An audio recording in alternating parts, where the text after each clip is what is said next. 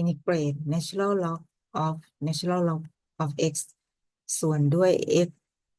จากข้อนี้เราใช้ integrate by part โดยให้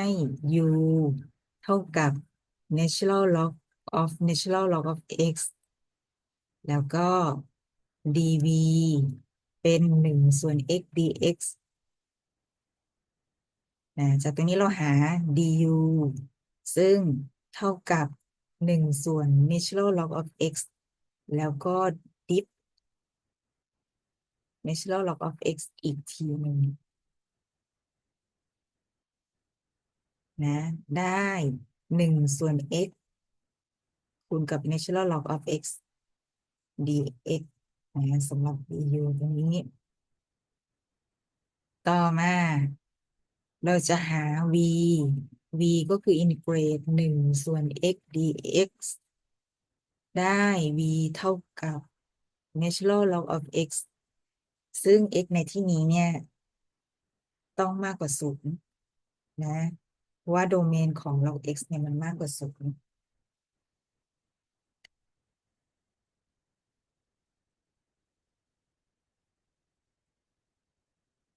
ตอนนี้เราได้ u ได้ v ได้ du จากนั้นเรา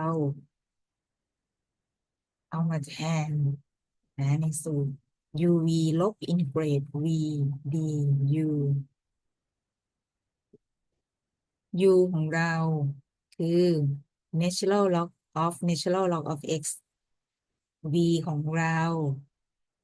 คือ natural log of x ลบกับ integrate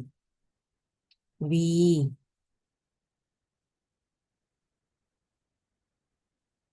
แล้วก็ du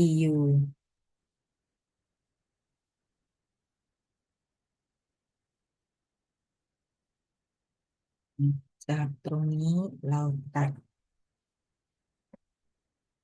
เหลือ integrate 1 ส่วน x dx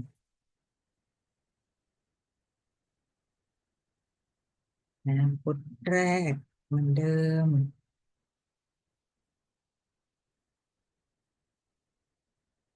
ลบกับตัวนี้เป็นการ integrate 1 ส่วน x dx ซึ่งก็ได้ natural log of x บวก c